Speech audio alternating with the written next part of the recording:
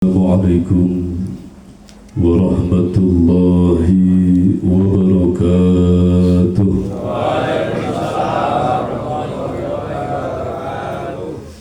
A'udzu billahi minasy syaithanir rajim.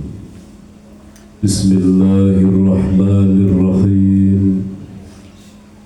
Bismillahi tawakkalna billah. Bismillahi tawakkalna fillah. Bismillahi tawakkalna lillah. Alhamdulillahi binurika syafi'il hikmah. Asyhadu an la ilaha illallah wahdahu la syarika lah. Al-malikul haqqul mubin. Wa asyhadu anna Muhammadan abduhu wa rasuluhu la nabiyya ba'dah. Shadiqul wa'dil amin. Allahumma salli wa sallim ala rasulil hikmah wa ala rasulil anbiya'i wa nurikas salam. Taha sallallahu ala Muhammad ya alimul hakimul khabirul mubinul hadi alimul ghuyub. Rabbana ya ilahana waltuf bina ya asfiya'il ya nur ya'il ya amto ya'il kaf ha ya ain shad birahmatika ya arhamar rahim. Faqala Allah ta'ala fi kitabihil karim wa huwa asdaqul qa'ilin. Bismillahirrahmanirrahim.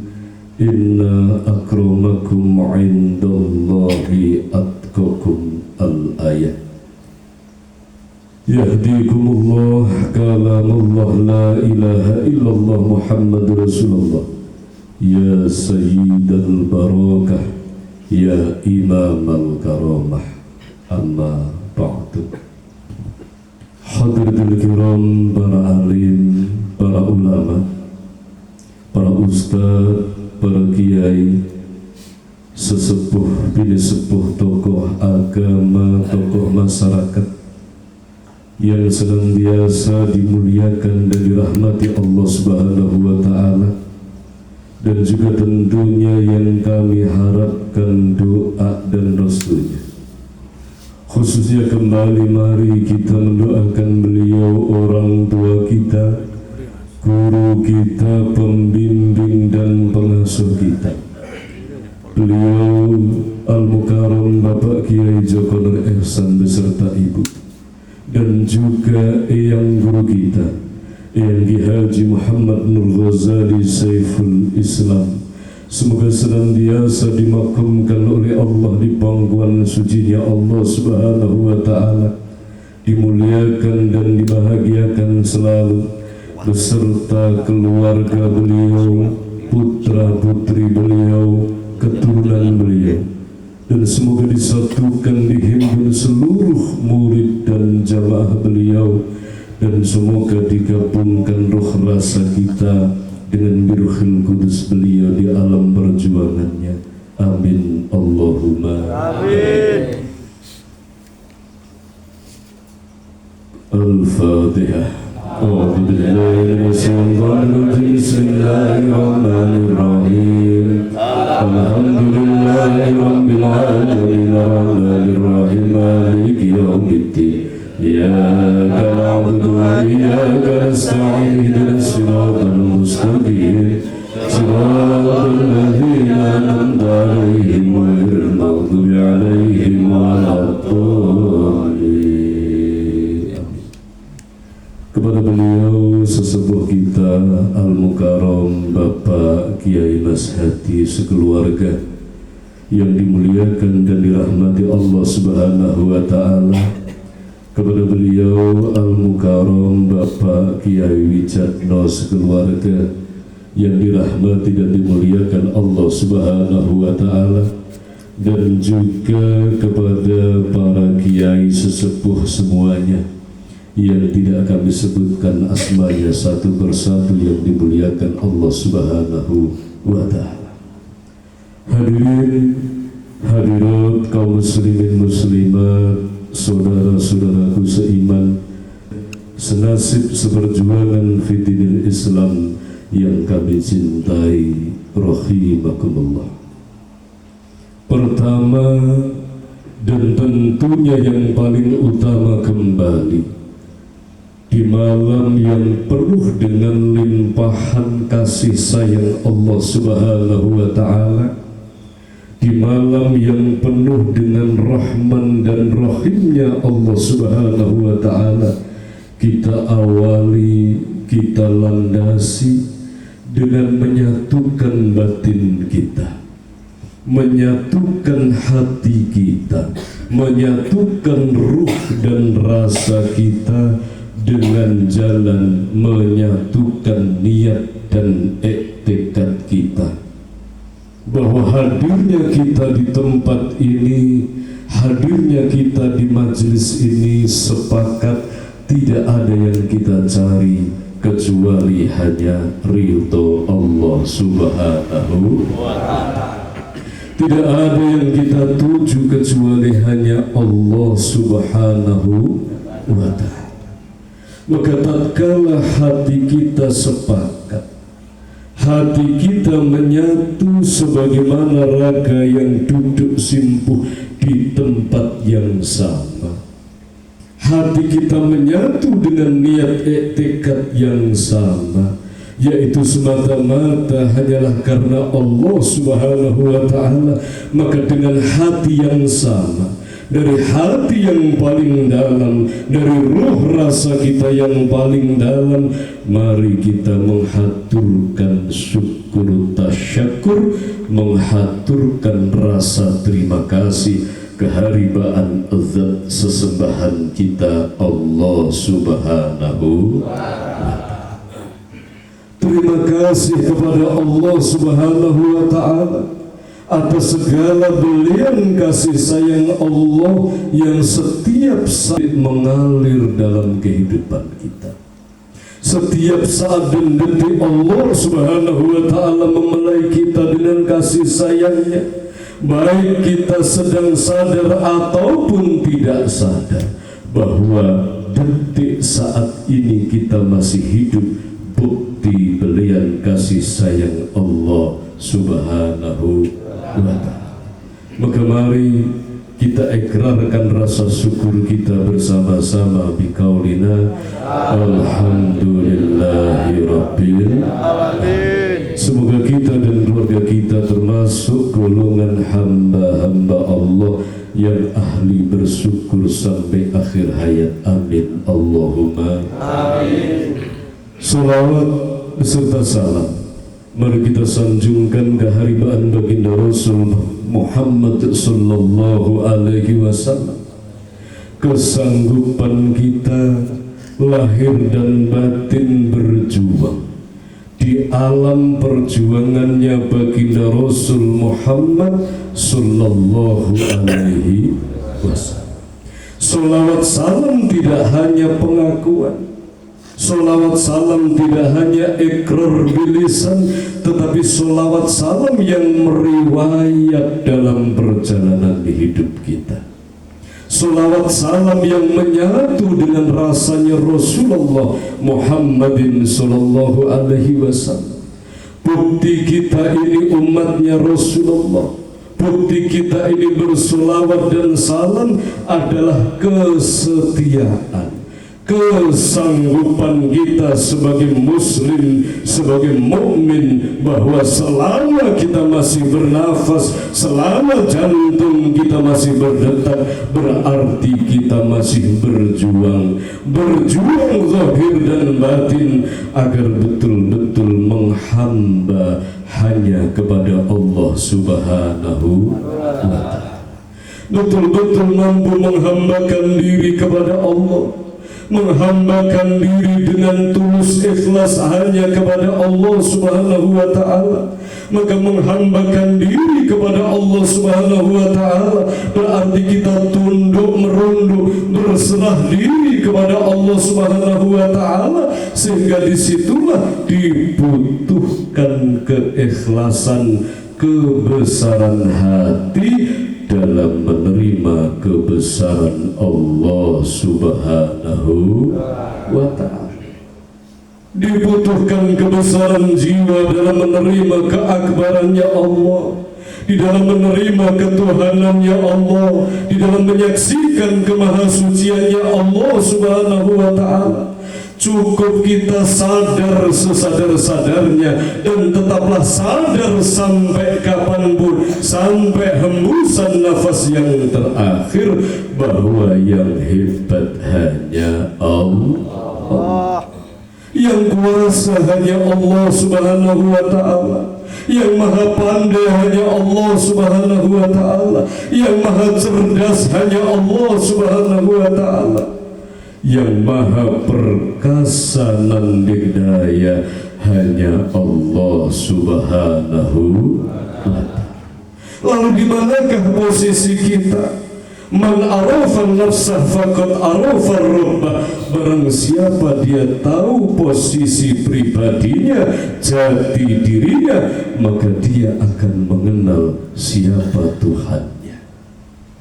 Saudaraku yang dimuliakan Allah Subhanahu wa ta'ala, maka sudah sering diulang-ulang bagaimana kita tetap sadar siapa diri kita, bahwa kita ini adalah hamba Allah, kita ini adalah diciptakan oleh Allah, kita hidup dihidupkan oleh Allah Subhanahu wa ta'ala. Maka tetaplah sadar dengan kesaksian yang hak, dengan syahadat yang benar, bahwa kita ini bukan siapa-siapa. Kita ini tidak tahu apa-apa. Kita ini tidak mampu apa-apa kecuali pengetahuan yang diberikan oleh Allah. Kita ini tidak akan mungkin mampu berdiri kecuali Allah tegakkan kita. Kita tidak akan mampu mungkin berjalan kecuali diberikan kekuatan oleh Allah. Mata ini tidak mampu melihat tanpa cahaya Allah Subhanahu wa ta'ala. Begitu luas dan dalam nikmat Allah Subhanahu wa ta'ala. Maka mari kita gunakan kepercayaan amanah dari Allah Subhanahu wa ta'ala berupa kehidupan ini, kita gunakan sesuai dengan kehendak Allah Subhanahu wa ta'ala. Kita gunakan sesuai dengan aturan Allah. Kita gunakan sesuai dengan tuntunan baginda Rasul Muhammad sallallahu alaihi wasallam.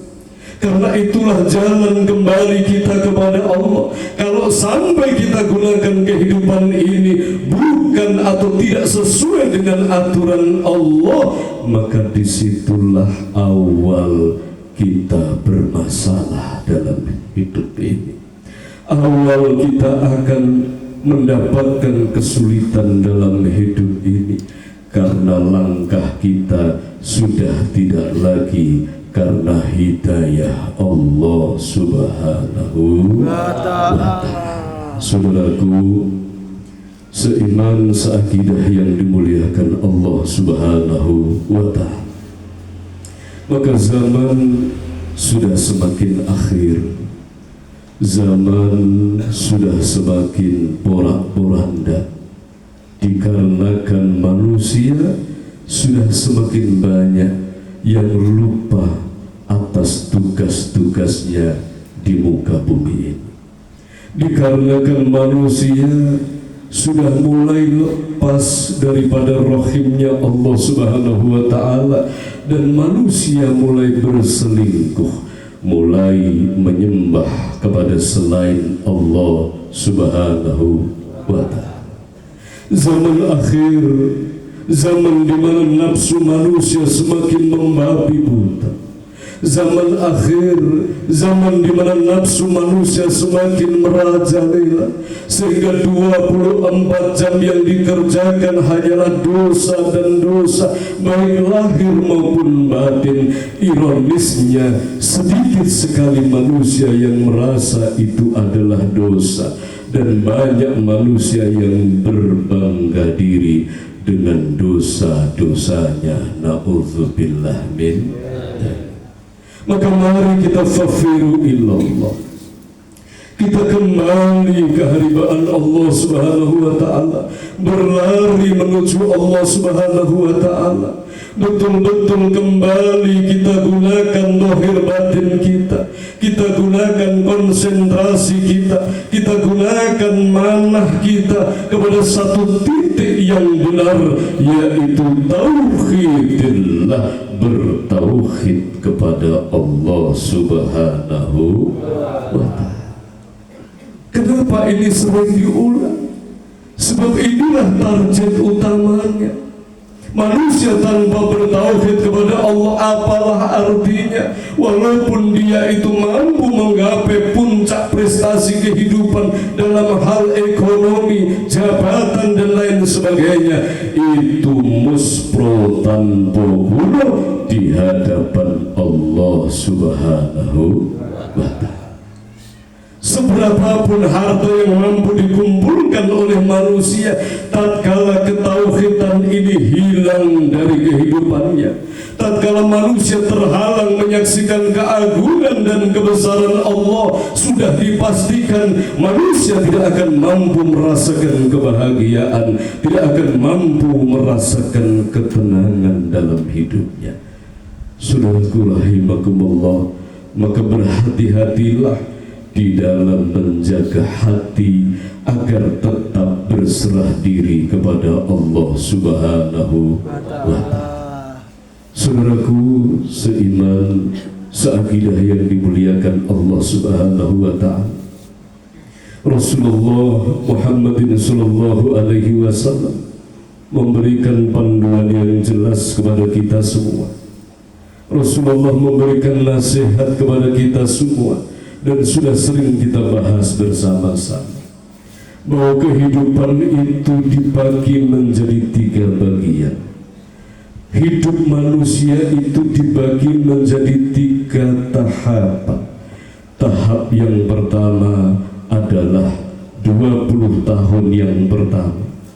Tahapan kedua 20 tahun yang kedua, dan tahapan yang ketiga 20 tahun yang ketiga. Sahabat bertanya, apakah itu ya Rasulullah? Maka tahap yang pertama adalah 20 tahun kehidupan awal manusia. Itu adalah masa manusia bersenang-senang. Jadi kita manusia diberikan waktu senang-senang itu 20 tahun, yaitu dari kita lahir sampai umur 20 tahun. Dan itu pun bertahap, dari kita lahir kemudian kita bisa berjalan. Mulailah kita menjadi golongan anak-anak, kita senang bermain, senang bersendau-gurau, senang bermain dengan teman-teman kita. Kemudian bertambah lagi menjadi remaja, mulai ada perasaan senang kepada yang lain, senang bergaul, senang ngobrol, senang nongkrong, senang berteman, senang lawan jenis dan lain sebagainya. Itu pun dengan aturan-aturan yang benar, aturan kesenangan tetap dalam koridor aturan Allah Subhanahu wa Ta'ala. Senang belajar, senang berangkat ke sekolah, senang menuntut ilmu dan lain sebagainya. Saudaraku yang dimuliakan Allah, kemudian Rasulullah meneruskan, maka tahap yang kedua 20 tahun yang kedua adalah manusia di usia 21 tahun sampai umur 40. 20 tahun yang kedua. Apa tahapan 20 tahun yang kedua, yaitu umur 20 sampai 40? Rasulullah bersabda, itulah waktunya untuk berkarya, itulah waktunya untuk berjuang, itulah waktunya untuk bekerja lahir dan batin, mencurahkan seluruh kekuatan lahir dan batin untuk berkarya sebagaimana karya yang dicontohkan oleh baginda Rasul, untuk berjuang sebagaimana perjuangan yang dicontohkan baginda Rasul, untuk bekerja sebagaimana kerja yang dicontohkan oleh baginda Rasul, yaitu bersungguh-sungguh menghambakan diri kepada Allah Subhanahu wa Ta'ala, bersungguh-sungguh mendekatkan diri kepada Allah, menjaga hablum minallah dengan bertauhid, mempersembahkan penghambaan yang murni tanpa syarat kepada Allah Subhanahu wa Ta'ala. Hablum minannas 20 sampai 40 tahun betul-betul menanam kebaikan demi kebaikan, kemanfaatan demi kemanfaatan. Alhamdulillah. Ngantuk Pak? Ibu-ibu pun ngantuk? Derek. Alhamdulillah. Tasih zikir, tasih alhamdulillah. Hadirin saudaraku yang dimuliakan Allah, maka di tahapan yang kedua inilah penentu. Ngendikane Kanjeng Rasul, inilah penentu. Apa yang dihasilkan dari tahapan yang kedua nanti akan dipanen di tahapan yang ketiga. Apa yang ditanam di tahapan yang kedua akan muncul di tahapan yang ketiga. Maka berhati-hatilah, sabda Rasul Muhammad sallallahu alaihi wasallam. Saudaraku yang dimuliakan Allah, maka tatkala malam ini kita masih umurnya di tahapan yang kedua, di tahapan yang kedua yaitu 20 sampai 40, bersyukurlah ada kesempatan untuk menanam kebaikan seluas-luasnya.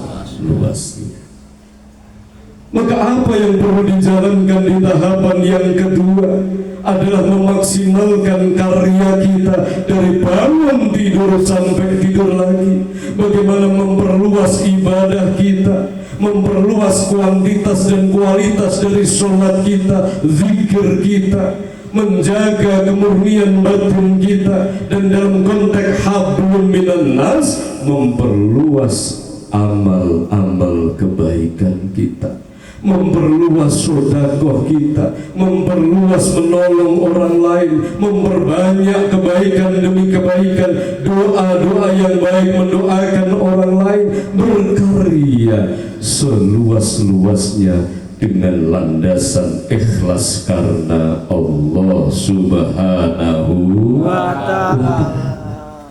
Ini masa kerja. Saudaraku yang dimuliakan Allah Subhanahu wa Ta'ala, dan tahapan yang ketiga ngendikane Rasulullah adalah 20 tahun yang ketiga, usia 40 sampai 60. Apa yang terjadi di usia itu? Usia 40 sampai 60 ini adalah usia kita akan menerima apa yang kita tanam di usia 20 sampai 40.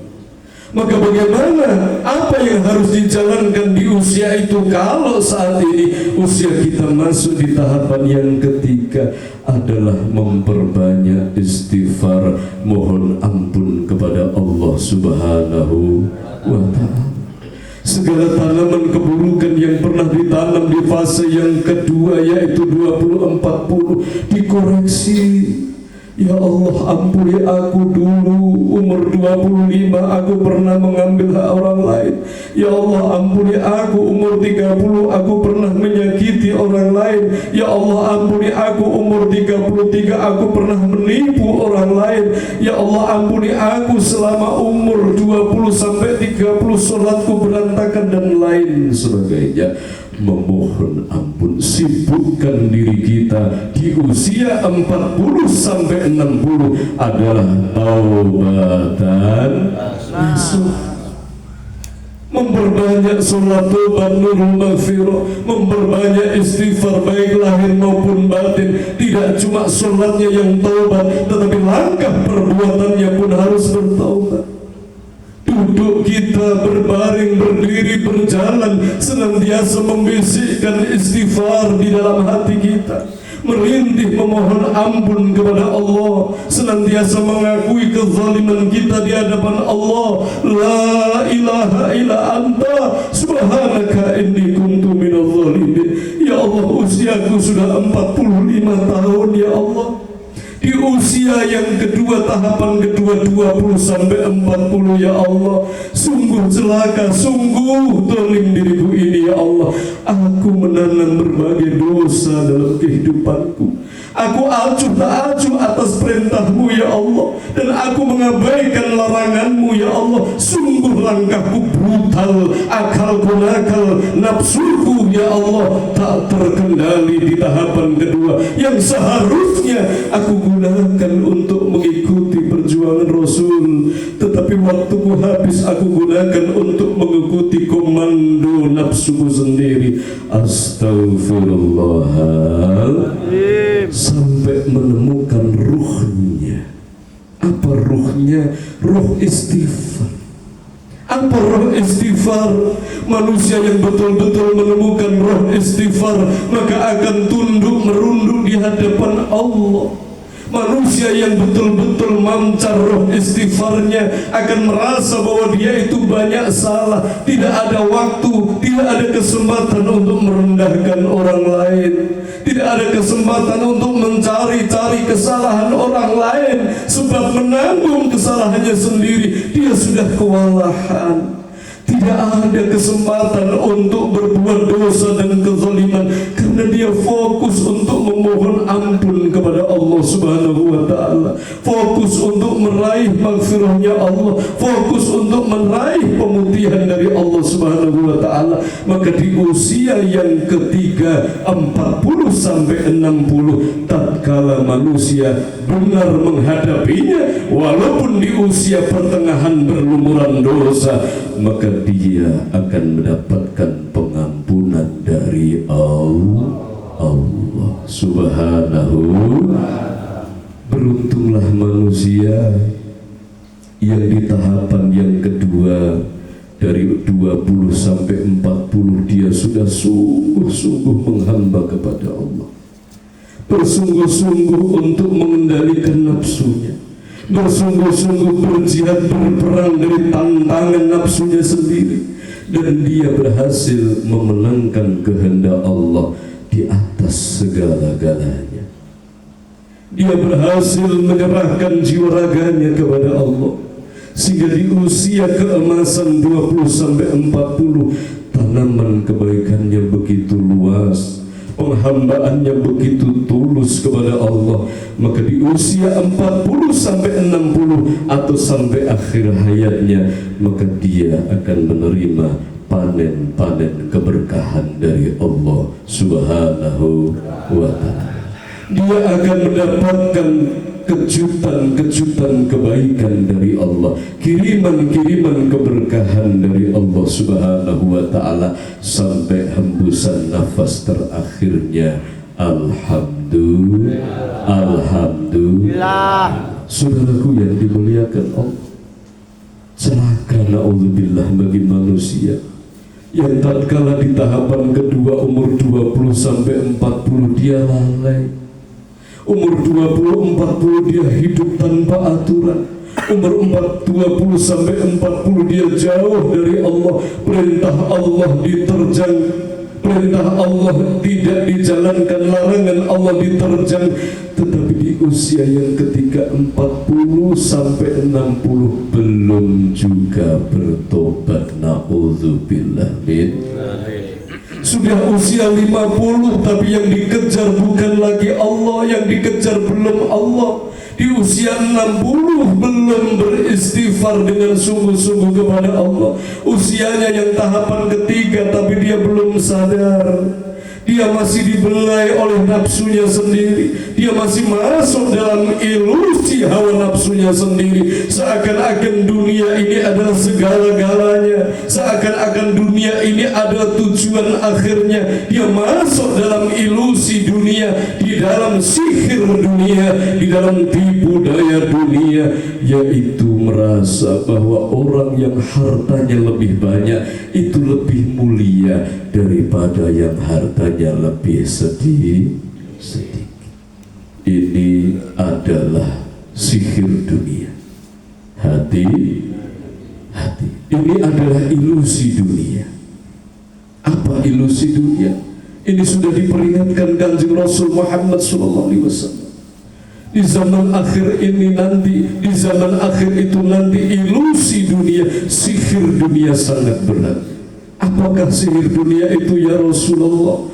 Manusia akan menganggap bahwa yang punya duit banyak itu lebih mulia daripada yang duitnya sedikit. Kenapa ini dikatakan sihir? Sebab bertentangan dengan kalamullah. Bismillahirrahmanirrahim. Inna akramakum indallahi atqakum. Sesungguhnya yang paling mulia di antara kamu sekalian di hadapan Allah adalah yang paling takwa, yang paling peduli kepada Allah, yang paling patuh kepada Allah, yang paling ikhlas mengendalikan nafsunya, memenangkan kehendak batinnya, kehendak Allah Subhanahu wa ta'ala. Muttaqin, ini ukuran kemuliaan. Tetapi tiba-tiba manusia menerima bisikan daripada syaitan bahwa yang paling mulia yang hartanya paling banyak. Orang yang sawahnya 10 hektar ini dianggap lebih mulia daripada yang sawahnya cuma 1 hektar dan lain sebagainya. Saudaraku yang dimuliakan Allah, maka tatkala hartanya semakin banyak, yang benar adalah hisabnya semakin berat.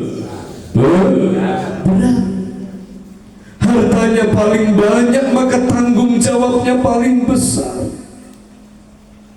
Ilmu yang dititipkan banyak, maka tugasnya, tanggung jawabnya paling besar. Itu berarti di dalam kekuatan yang besar, entah itu jabatan, harta benda, ilmu, kesempatan dan lain sebagainya, semakin besar yang dititipkan Allah, semakin besar tanggung, semakin besar hisab.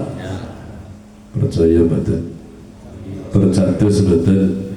Nah, percaya sesuk teng BRI Senin sesuk jenengan utang 5 juta kalih utang 500 juta, tanggung jawab bisih gede 500 juta, untuk balik inggih sih gede 500 juta. Ini maka jangan pernah berbangga diri dalam tanda kutip sombong tatkala diberikan sesuatu hal yang lebih dari orang lain. Lebih pun itu anggapan kita, oh aku paling ngalim nong gitu, ilmuku paling dulu, oh aku paling berjasa, oh aku paling sugih, oh aku pangkatku paling dulu, liyane lulusan SD, aku SP2 dewi. Berbangga diri, sombong, padahal dia sedang diintai oleh pengadilan langit, pengadilan Gusti Allah. Maka ikhlas ini dibutuhkan, menerima apapun yang dihadirkan Allah. Kok ada ilmu yang dititipkan Allah, kita sebagai guru, kita mengajar, maka ajarilah dengan baik dan benar, dan jangan merasa kita lebih tinggi daripada yang kita ajar. Sebab kita di saat mengajar itu bukan pamer ilmu, di saat mengajar bukan berbangga dengan ilmu, tetapi yang benar, kesaksian yang benar adalah di saat kita mengajar, kita sedang menjalankan tugas di alam semesta dari Allah Subhanahu. Kita sedang menjadi jembatan, menjadi ruang, menjadi jembatan ilmunya Allah untuk saudara-saudara kita. Yang benar bukan sombong, yang benar adalah Alhamdulillah. Di saat kita ada harta lebih, kita menyantuni anak yatim, kita menyantuni fakir miskin, kita menyantuni orang-orang tua, kita menyantuni saudara-saudara kita yang kurang mampu, kita membantu pembangunan majelis taklim, pondok pesantren, masjid, musola dan lain sebagainya. Maka yang benar adalah bukan bukan kita sedang berbangga pamer harta, bukan kita itu lebih berjasa daripada yang diberi, daripada yang menerima. Yang benar, kesaksian yang hak adalah kita sedang menjalankan tugas kita dalam semesta ini yang diberikan Allah, yaitu menjadi jembatan Allah mengirim harta untuk orang lain, menjadi amil, perso amil, menjadi amil. Apa? Menjadi amil, amilan. Apa amilan? Menjadi amilan itu adalah menjadi keamilan, berarti kita tugasnya menyampaikan. Orang yang amil itu mendapatkan julukan keamilan. Apa keamilan itu? Orang yang tugasnya menyampaikan. Oh, ini ada titipan Allah, kita sampaikan kepada fakir miskin, kepada asnaf 9 yang berhak. Berarti bukan kita lebih baik, berarti bukan kita lebih benar, berarti kita lebih berjasa. Bukan itu. Tetapi harusnya yang benar adalah alhamdulillah. Banyak orang menerima karunia dan rahmat dikarenakan batinnya tertutup, sahadatnya macet, tidak mampu bersyukur kepada Allah. Diberikan kekuatan bisa sholat, diberikan kekuatan bisa ibadah, harusnya alhamdulillah. Untuk Pak Bu,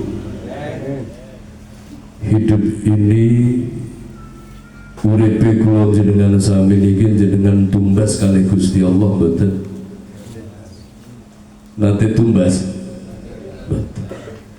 Hidup ini milik kita apa milik Gusti Allah? Kita tidak pernah beli.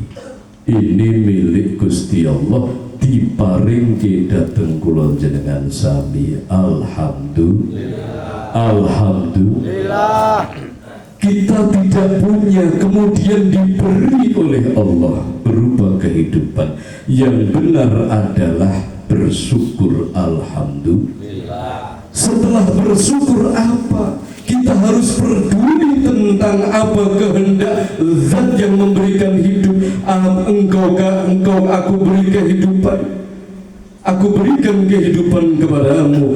Wa ma khalaqtul jinna wal insa illa liya'budun. Tugasmu menghamba, dereke utusan yang aku hadirkan Rasulullah Muhammad sallallahu alaihi wasallam. Coro pangeran betul. Maka kita hamba yang baik kalau memang betul bersyukur akan ikhlas lillahi. Maka hidup ini yang pertama kita syukur, Pak. Yang pertama dan tidak boleh tidak itu bersyukur, terima kasih, matur nuwun sudah diberikan hidup. Apapun yang diberikan oleh Allah Subhanahu wa Ta'ala, kita dijatah jadi petani, jadi pedagang, ada yang jadi pegawai. Kita diamanai, ada yang uangnya sedikit, ada uangnya yang banyak. Kita diamanai, ada yang menjadi pejabat, petani dan lain sebagainya. Maka semua tidak akan mengurangi rasa syukur kita kepada Allah Subhanahu wa Ta'ala. Itu adalah titik setar kita dalam beramal soleh, titik setar kita dalam berkarya. Bagaimana kita kejar peningkatan demi peningkatan, meningkat amalun solehnya, kebaikannya, kemanfaatannya. Ini hamba yang baik. Hamba yang tidak baik adalah hamba yang tidak pandai bersyukur, sehingga apa yang dihadirkan Allah menjadikan dia membandingkan dengan karunia-karunia saudaranya. Bahkan na'udzubillah min dzalik, ada hamba yang sampai habis waktunya cuma dipenuhi dengan rasa grundel, maitu kehidupan, maitu Gusti Allah. Aku kok gini, na'udzubillah min dzalik. Saudara rahimakumullah, sudah saatnya Zaman sudah semakin akhir, sudah saatnya mari kita berbenah. Kalau ada seperti itu dalam kehidupan kita, kita introspeksi dalam diri kita, bukan mengawasi orang lain. Mari kita introspeksi diri kita. Kalau masih ada keluhan seperti itu, membanding-bandingkan, maka itu akan merusak syukur kita, menjadikan karya Allah, karya Tuhan yang begitu luas dan dalam, tidak terasa dan tidak ada istimewanya dalam kehidupan kita. Na'udzubillah min. Mulailah belajar bersyukur. Alhamdulillah ya Allah, Engkau berikan aku kehidupan niki, kula bersyukur. Sinaosa niki kula maami namung kalih sambel tempe Gusti, kula syukur ya Allah. Wong diparingi urip mawon niki kula bersyukur kok Gusti. Alhamdulillah. Alhamdulillah. Saudaraku yang dimuliakan Allah, maka itu jalan menuju kebahagiaan yang hakiki. Bersyukurlah kepada Allah Subhanahu wa taala. Dan yang tadi, tatkala kita di usia tahapan ketiga, mari jangan menambah dosa, ikuti perbuatan yang tidak baik yang sudah terlanjur kita lakukan dengan kebaikan dan kebaikan. Jaga yang paling berharga dari diri kita, dari hidup kita, yaitu tauhid kepada Allah Subhanahu wa ta'ala. Karena rampok dan begal yang paling banyak di zaman akhir ini bukan begal emas, bukan begal motor, tetapi yang paling banyak zaman akhir adalah begal tauhid. Hati-hati, ada masalah yang hadir, padahal masalah ini adalah tanamannya sendiri waktu lalu, di zaman yang lalu. Tetapi karena dia takut tidak menghadap, tidak mau atau tidak mampu menghadapi masalahnya, dia libatkan kekuatan batin, sambat kepada selain Allah Subhanahu wa ta'ala, dan tidak sadar taruhannya adalah tauhidnya kepada Allah Subhanahu wa ta'ala.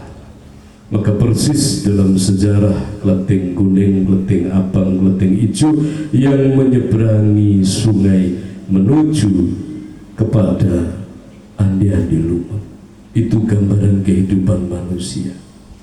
Kita manusia itu gerombang seperti yang dijalankan Syekh Jangkung. Kita itu gerombang dengan alam kehidupan kita.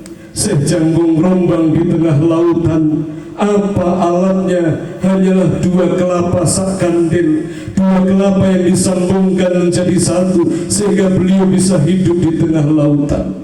Itu adalah kisah nyata dari beliau Syekh Jangkung. Kita ini juga sedang gerombang dengan dimensi yang berbeda. Kita sedang gelombang-gelombang di tengah lautan kehidupan kita. Kita hidup dengan ketidakpastian apa yang terjadi esok hari, apa yang akan terjadi minggu depan, bulan depan, tahun depan, bagaimana masa depan anak-anak kita, bagaimana nasib kita ke depan, semua kita tidak tahu. Inilah dunia, inilah lautan kehidupan kita. Maka gelombang kita agar tidak tenggelam dalam lautan permasalahan dunia, maka harus modalnya seperti Syekh Jangkung, dua kelapa diikat jadi satu. Syahadatain asyhadu alla ilaha illallah wa asyhadu anna Muhammad Rasulullah. Kesaksian yang benar bahwa Allah lah Tuhan kita, kesaksian yang benar baginda Rasul Muhammad panutan kita, tuntunannya yang kita ikuti. Ini adalah senjata yang paling ampuh yang diberikan Allah Subhanahu wa ta'ala. Tanpa syahadatain kita akan tenggelam. Tanpa kita mampu menyaksikan keagungan Allah, yakin kita akan memuja keagungan syaitan. Tanpa mampu hati ini menyaksikan kebesaran Allah, yakin kita akan memuja kebesaran jin.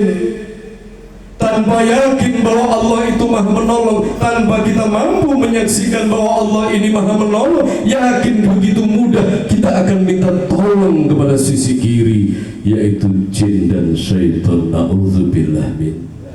Hadapi hisab kita dengan gentleman, hadapi hisab kita dengan kesatria. Jangan pernah lari. Modalnya tawakal tu Allah. Ya Allah, kalau masalah ini hadir karena dulu memang itu kesalahanku, aku siap menghadapi ya Allah.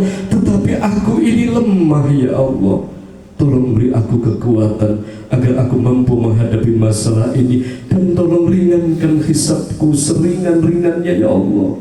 Mohon jalan keluar dari masalah ini ya Allah, dan tolong lindungi aku. Yakin kalau kita sudah bismillah tawakkaltu ala Allah, sudah menyerahkan semua kepada Allah, memohon pertolongan Allah Subhanahu wa ta'ala, walaupun dalam menghadapi hisab kita sendiri akan ditolong, dimudahkan, dibukakan jalannya oleh Allah Subhanahu wa ta'ala.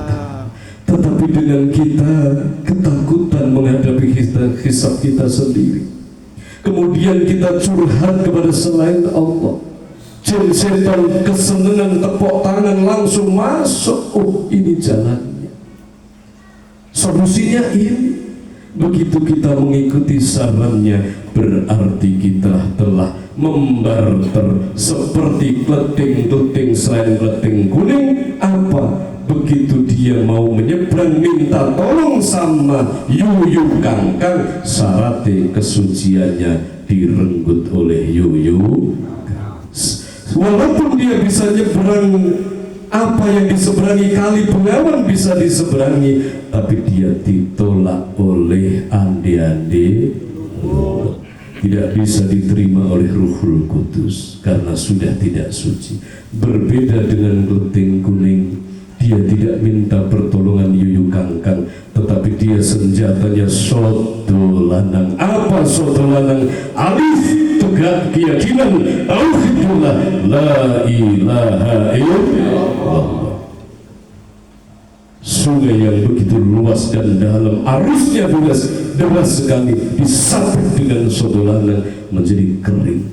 1000 masalah yang hadir, walaupun masalah hisab sendiri, hisab kita sendiri disabet dengan tauhid, yakin akan ditolong oleh Allah Subhanahu wa ta'ala, sehingga bisa diterima oleh ande-ande lumut. Demikian juga nasib ruh kita. Apa artinya masalah kita dunia, masalah dunia selesai, tetapi kita punya masalah yang sebenarnya, yaitu tidak diterima tauhid kita. Maka jangan mudah kita curhat kepada selain Allah. Curhatlah hanya kepada Allah. Sudah tahu itu batil, jangan diikuti. Apapun yang terjadi, walaupun masalah kita besar, hadapi dengan bismillahirrahmanirrahim, tawakkaltu ala Allah. Yakin akan ditolong oleh Allah Subhanahu wa ta'ala. Saudaraku yang dimuliakan Allah, maka ini yang harus kita garis bawahi. Tauhidillah, penghambaan, kemurnian dalam bertauhid kepada Allah, ini di atas segala-galanya. Jangan pernah kita barter dengan harga yang remeh-temeh yang bersumber dari dunia seisinya. Kalau dunia seisinya itu memang sesuatu yang sangat berharga, pasti dunia seisinya ini akan diberikan kepada kekasih-kekasih Allah.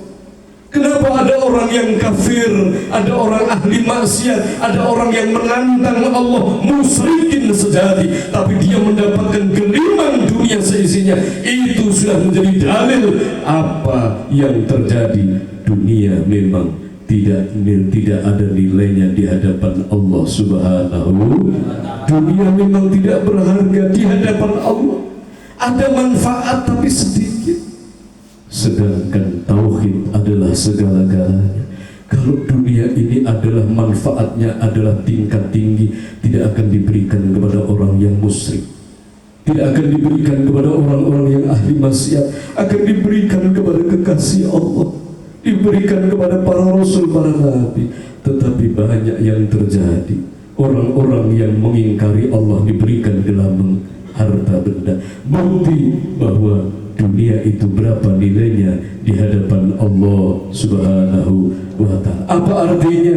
Bahwa kita di dunia, jangan kita mengejar dunia, tapi kejarlah ridho Allah Subhanahu wa ta'ala. Tetap bekerja, berikhtiar dengan sungguh-sungguh, tetapi hasil akhir bertawakal kepada Allah Subhanahu wa ta'ala. Semoga kita dan keluarga kita termasuk golongan hamba-hamba Allah yang selamat dunia akhirat, yang mampu merombak dengan tulus, ngerombang dengan lurus, yaitu sampai keharibaan Allah, dalam keridhaan Allah, mulia, bahagia, sejahtera, selamat dunia akhirat. Amin. Allahumma amin. Al-Fatihah.